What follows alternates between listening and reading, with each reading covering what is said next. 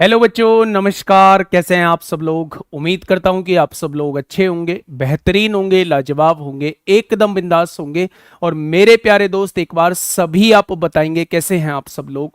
प्यारे दोस्त, आप लोग जानते हैं कि एसएससी सीजीएल सीएचएसएल यानी एसएससी का कोई भी एग्जाम हो, सब एग्जाम को ध्यान में रखते हुए हम लोगों ने कॉन्सेप्चुअल बूस्टर सीरीज हम लोगों ने स्टार्ट की है, जिसमें हम लोग एक क्लास के अंदर एक कॉन्सेप्ट को क्लियर कर रहे होते हैं और उसी पर बेस्ड क्वेश्चंस को हम लोग कर रहे होते हैं। अगर मैं कॉन्सेप्चुअल बूस्टर सीरीज की बात करूं तो उसकी आज तीसरी क्लास आप लोगों के सामने है। पहली दो क्लासेस में हम लोगों ने direct common tangent, transverse common tangent और कॉमन कोड को पढ़ा।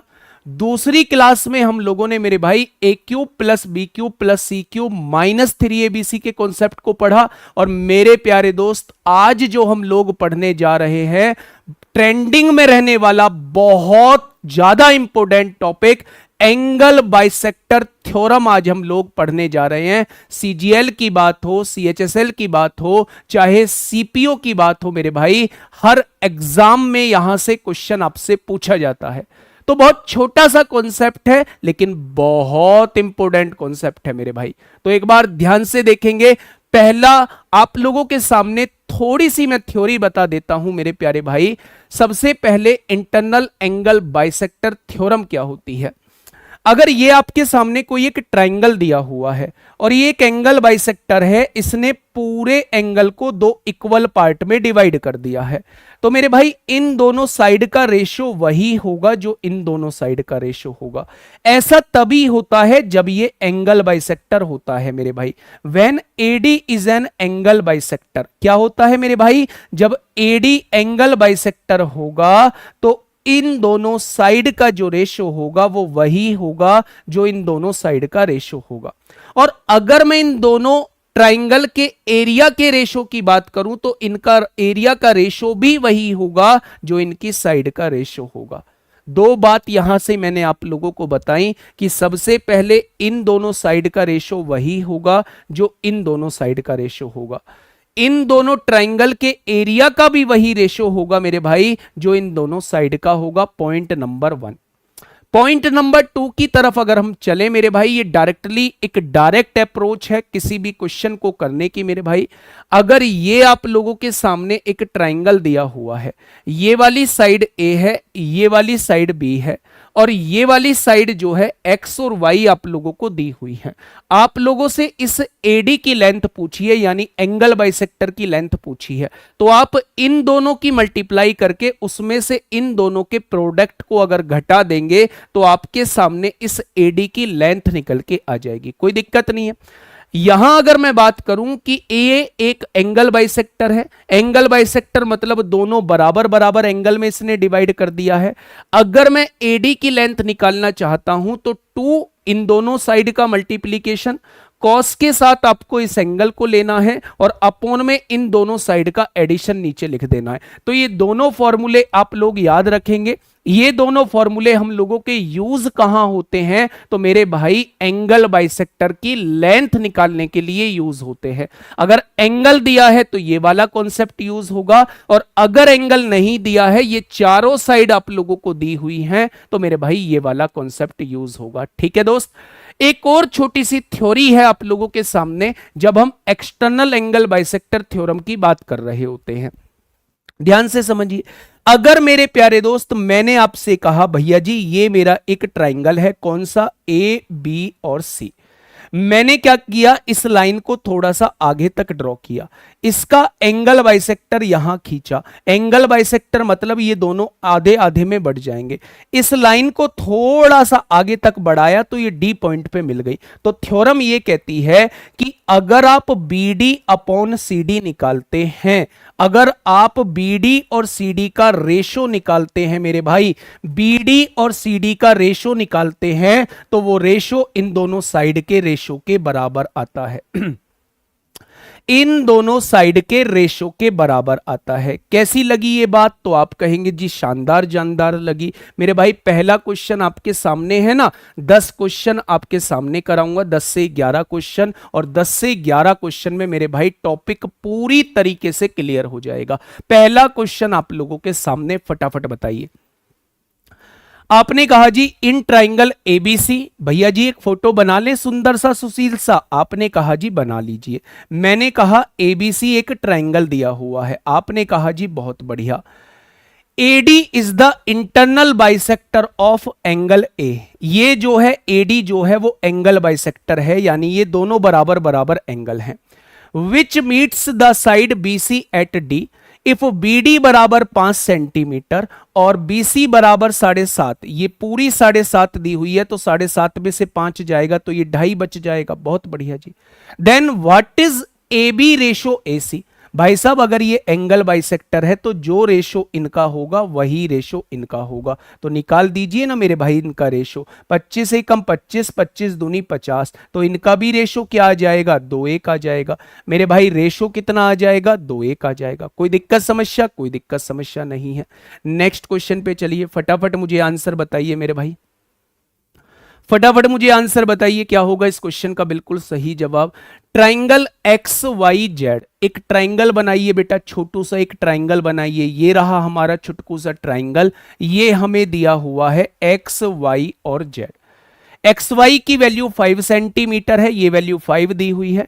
एक्स जेड की वैल्यू जो है वो 7 सेंटीमीटर आप लोगों को दी हुई है। And Q is a point on Y Z, Q यहां एक पॉइंट है मेरे भाई, such that X Q bisect angle X, यानी ये एंगल बाइसेक्टर बन जाता है। Find the value of Y Q, यानी ये वाली अपॉन क्यू जेड, इस वाली की रेशो पूछा है, 5:7 ही हो जाएगा। इतने आसान क्वेश्चन पूछे जाते हैं भाई साहब, 2024 में पूछे गए हैं। दिमाग में सेट कर लो, बताना नहीं है किसी को, किसी को बताना नहीं है, हमने ये चीज भी पढ़ रखी है, ऐसे भी क्वेश्चन आपसे पूछे गए हैं। बताइए क्वेश्चन नंबर 3 का जवाब क्या होगा? एक बार फटाफट वीडियो को पॉज करिए और मुझे बताइए कैसी लगी थ्योरम। बीच थ्योरम में मेरे भाई कमेंट करके बता दीजिए कि कैसी लगी थ्योरम, कैसा लगा मेरे भाई ये कॉन्सेप्ट। तो क्वेश्चन नंबर 3 आप लोगों के सामने है, फटाफट से बताइए। उसने कहा ट्राइंगल ए बी सी में, आपने एक फोटो बनाया ट्राइंगल ए बी सी का। भैया जी थोड़ा सा तेज कराइए ना, करो तेज मेरे भाई। एबीसी का एक फोटो बना लिया। ए बी कितनी दी हुई है? 6 सेंटीमीटर दी हुई है। बी सी कितनी दी हुई है? 9 सेंटीमीटर दी हुई है। बहुत बढ़िया। ए सी कितनी दी हुई है भैया जी? 12 सेंटीमीटर दी हुई है। एडी जो है वो बीएसी का कौन समद्विभाजक है? एडी यानी ये वाला जो है ये बीएसी का कौन समद्विभाजक है? एंगल बाइसेक्टर है। डीबीसी पर एक बिंदु है। बहुत बढ़िया। तो डीसी का मान पूछ रहा है भैया जी, ये वाली वैल्यू पूछ रहा है। अगर ये एंगल बाइसेक्टर है तो इनका रेशो क्या आएगा? इनका रेशो मेरे भाई 1:2 ही आ जाएगा। आएगा क्या? मेरे हिसाब से पूरी लेंथ ये 1 है, ये 2 है, टोटल मिला के कितनी बैठ रही है? 3 बैठ रही है। उसने टोटल मिला के 9 दी है, तो क्या एक पार्ट की वैल्यू 3 आ जाएगी? उसने डीसी की वैल्यू पूछी है, यानी वो 2 पार्ट की वैल्यू पूछ रहा है। अगर 1 बराबर 3 तो 2 बराबर कितना आ जाएगा भैया जी? 6 आंसर आ जाएगा। वाजी वाह, कमाल कर दिया। नेक्स्ट क्वेश्चन पे आइए, नेक्स्ट क्वेश्चन पे आइए मेरे भाई। क्वेश्चन नंबर 4 की तरफ चलते हैं।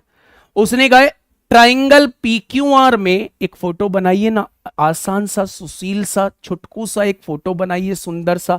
आपने कहा जी बना दिया, लो सुंदर सा फोटो मेरे भाई। उसने कहा है एंगल आर समद्विभाजक भुजा पी क्यू को एस, पी क्यू कौन सी है? ये एंगल आर का समद्विभाजक, यानी इसका समद्विभाजक पी क्यू को एस पर कट करता है। बहुत बढ़िया। पी आर की वैल्यू 10 दी गई है, बहुत अच्छी बात है। आर क्यू की वैल्यू 14 दी गई है, बहुत अच्छी बात है।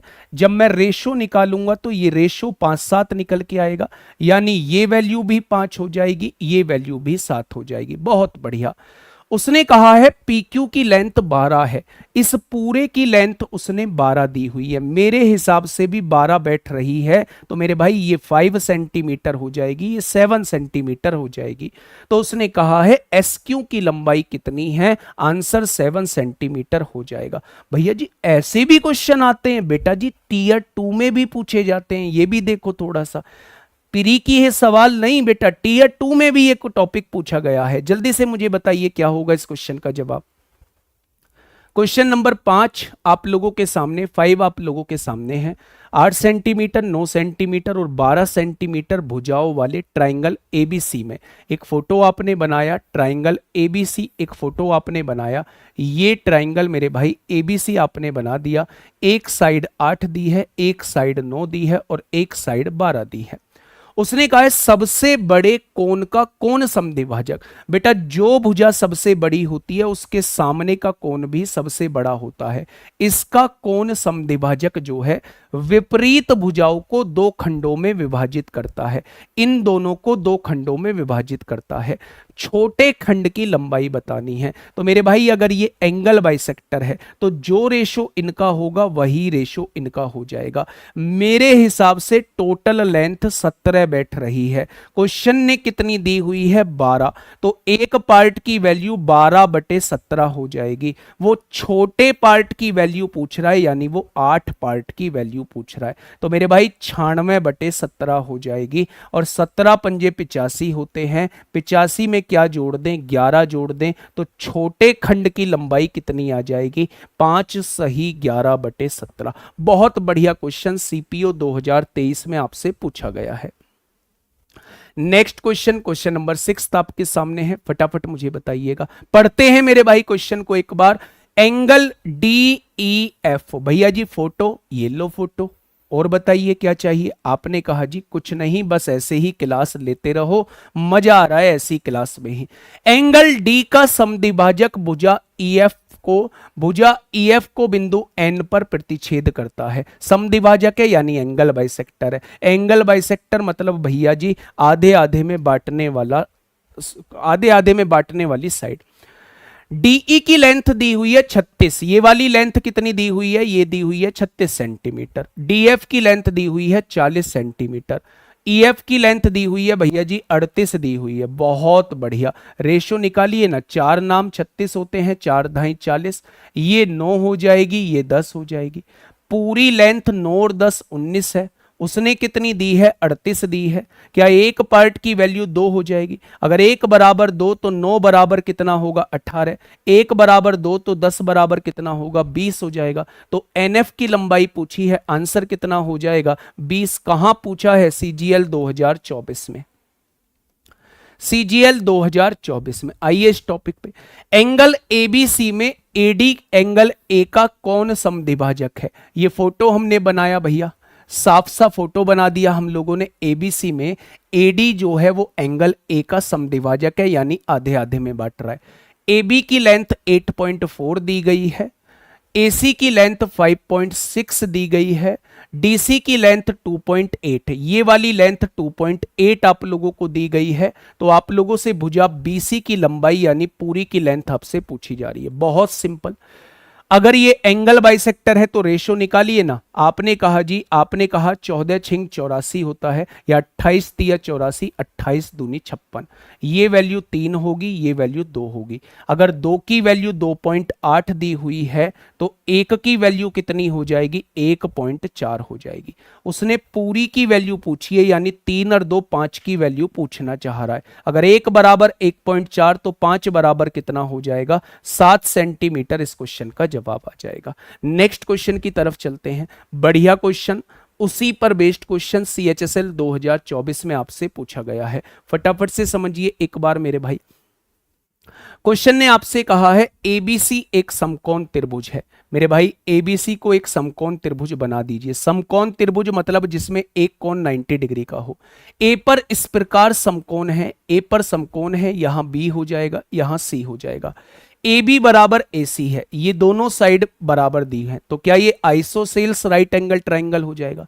जिसकी दो भुजा बराबर होती हैं और एक कोण 90 डिग्री का होता है वो आइसोसेल्स राइट एंगल ट्राइंगल कहलाता है।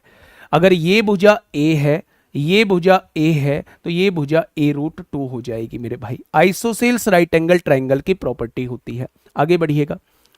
उसने कहा है कोण बी का समद्विभाजक भुजा AC को D पर प्रतिच्छेद करता है। इसका कोण समद्विभाजक भुजा AC को D पर प्रतिच्छेद करता है। ये एंगल बाइसेक्टर दिया हुआ है मेरे भाई।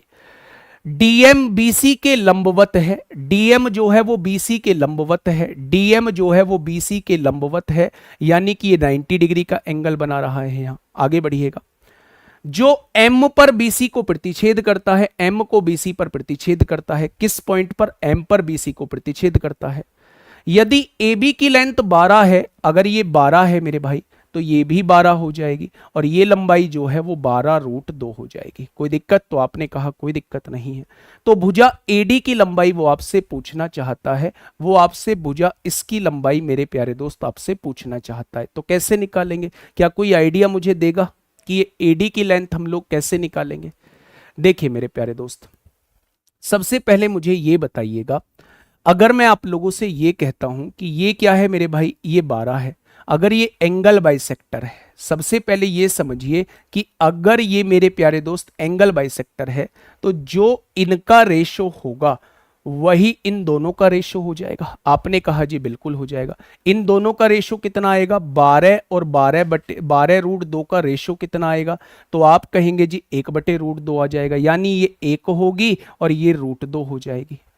मेरे हिसाब से टोटल कितनी बैठ रही है? 1 + √2 बैठ रही है। और क्वेश्चन ने कितनी दी है टोटल? क्वेश्चन ने टोटल 12 दी है। क्या कोई दिक्कत? आपने कहा जी कोई दिक्कत नहीं है। अगर एक पार्ट की वैल्यू मैं निकालूं तो आप क्या बताएंगे? 12/√2 + 1 बता देंगे। मेरे भाई रेशनलाइजेशन करिए, यहां √2 - 1 की गुणा ऊपर करिए और √2 - 1 की गुणा नीचे कर दीजिए।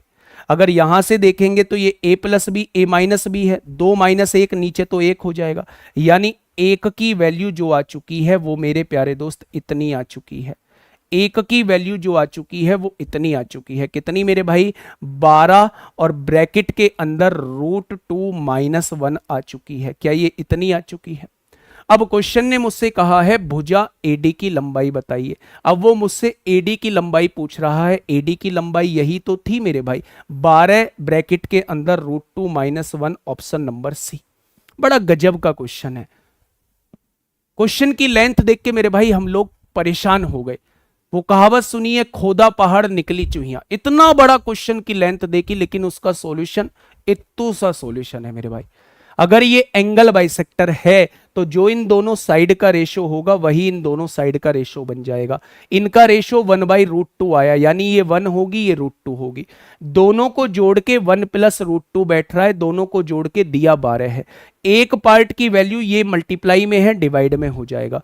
फिर रेशनलाइजेशन कर देंगे, a + b की गुणा a - b में करेंगे तो a² - b² यानी 1 आ जाएगा और ऊपर जो है वो ये बच जाएगा। और एक पार्ट की वैल्यू अगर ये आ चुकी है तो उसने AD की वैल्यू पूछी है, यानी वो एक ही पार्ट की वैल्यू पूछना चाह रहा है। तो क्वेश्चन का जवाब क्या हो जाएगा? क्वेश्चन का जवाब ये हो जाएगा। ठीक है, बहुत इंपॉर्टेंट क्वेश्चन। क्वेश्चन नंबर 9 समझिए। क्वेश्चन नंबर 9 समझिए। त्रिभुज एबीसी में भुजाएं AB 7 दी हुई है। भैया जी एबीसी एक ट्रायंगल बनाइए, फटाफट बना देते हैं। एबीसी एक ट्रायंगल हम लोगों ने बना दिया। AB कितना है? 7 दिया हुआ है। AC कितना है? 5 दिया हुआ है। और BC कितना है? 6 दिया हुआ है। मान लीजिए कि कोण A का कोण समद्विभाजक, कोण A का कोण समद्विभाजक भुजा BC को बिंदु D पर कट करता है। कोण समद्विभाजक AD की लंबाई कितनी होगी? भाई साहब इस बार वो इसकी लेंथ आपसे पूछना चाह रहा है। अच्छा एक बात मुझे बताओगे बहुत छोटी सी, इन दोनों का रेशो क्या हो जाएगा? तो आपने कहा इन दोनों का रेशो 7/5 ही हो जाएगा। मेरे हिसाब से लेंथ कितनी बैठ रही है? 7 और 5 12, और इसने कितनी दी हुई है? 6। क्या एक पार्ट की वैल्यू 6/12 हो जाएगी? आपने कहा जी बिल्कुल हो जाएगी। क्या 1 = 1/2 हो जाएगा? आपने कहा जी बिल्कुल हो जाएगा। अगर 1 = 1/2 है तो 7 = 7/2 हो जाएगा और 5 = मेरे भाई 5/2 हो जाएगा। क्या इस बात में कोई दिक्कत? अगर एंगल बाइसेक्टर की लेंथ निकालनी है तो इन दोनों के गुणनफल में से इन दोनों के गुणनफल को घटा दो। 35/4 को घटा दो। 7 पंजे 35, 2 दूनी 4 को घटा दो। तो 35 चौका 140 में से 35 जाएगा, 105 बचेगा और 105 को 4 से डिवाइड करोगे, 4 दूनी 8 होगा, 2 बचेगा, 4 छिंग 24 यानी 26.25 आ जाएगा। AD² जो आता है मेरे प्यारे दोस्त, AD² यानी जो ये आप लोगों का एंगल बाइसेक्टर दिया है, इसका स्क्वायर हम लोगों को अगर निकालना है तो इन दोनों की मल्टीप्लाई करिए, माइनस कर दीजिए इन दोनों की मल्टीप्लाई को, तो यहां से स्क्वायर हटाएंगे तो यहां स्क्वायर रूट लगा देंगे, तो ये इस क्वेश्चन का जवाब आ जाएगा। क्वेश्चन नंबर 10 का जवाब दीजिए मेरे भाई, क्या होगा इस क्वेश्चन का बिल्कुल सही जवाब। क्वेश्चन नंबर 10 एक बार बताइएगा, देखिए ध्यान से। ट्राइंगल एबीसी दिया हुआ है, आपने एक फोटो बनाया ट्राइंगल ए बी सी, आपने एक फोटो बनाया ट्राइंगल ए बी और सी। ए बी और ए सी का रेशो जो दिया हुआ है वो 5:2 दिया हुआ है, कितना 5:2। अच्छा बी सी जो दिया हुआ है वो कितना दिया हुआ है, आपने कहा वो 9 दिया हुआ है। बी ए को डी तक बढ़ाया जाता है, बी ए को डी तक बढ़ाया जाता है, यहां डी तक बढ़ा दिया गया है। और कौन सीएडी का समद्विभाजक, इसका समद्विभाजक जो है वो यहां कहीं मिलता है, बीसी को कहीं आगे बढ़ाने पर ई पर मिलता है, मिला दिया। सी की लंबाई वो आपसे पूछ रहा है, इसकी लंबाई। आप एक बात जानते हैं, मैंने अभी थ्योरम बताई थी आप लोगों को कि अगर आप बीई अपॉन सीई का रेशो निकालते हैं, इस वाली लेंथ का और इस वाली लेंथ का रेशो निकालते हैं, तो वो हमेशा इन दोनों के रेशो के बराबर आता है, इन दोनों के रेशो के बराबर आता है। मैं इसको x मान लेता हूं, तो बीई कितना हो जाएगा, 9 + x हो जाएगा मेरे भाई, आपने कहा बिल्कुल हो जाएगा। सीई कितना हो जाएगा, ये x दिया हुआ है, यहां से जब आप देखेंगे तो 9 दूनी 18 होगा, प्लस का 2x हो जाएगा, और 5 की गुणा x में करेंगे 5x होगा, प्लस 2x से इधर आके -2x हो जाएगा, तो 3x की वैल्यू 18 हो जाएगी, तो क्या x की वैल्यू 6 आपके सामने आ जाएगी, यानी x की वैल्यू 6 आ चुकी है, ये 6 सेंटीमीटर आपके सामने हो जाएगी। एक नंबर का क्वेश्चन प्यारे दोस्त आप लोगों के सामने था। एक और क्वेश्चन आप लोगों के सामने है, ये आपके लिए होमवर्क है, और मुझे पूरी उम्मीद है कि इस क्वेश्चन का जवाब जो है वो आप कमेंट बॉक्स में जरूर दोगे। और मेरे भाई क्वेश्चन का जवाब दिया करो, उससे थोड़ी सी हमें लोगों को भी एनर्जी मिलती है, हम लोगों को भी ऐसा लगता है कि हमें जो है पूरी ताकत के साथ जो है वो नेक्स्ट क्लास लानी चाहिए, क्योंकि बच्चा उस क्लास का वेट कर रहा है। तो मिलेंगे नेक्स्ट क्लास में एक शानदार कंटेंट के साथ। Okay, tata, bye bye.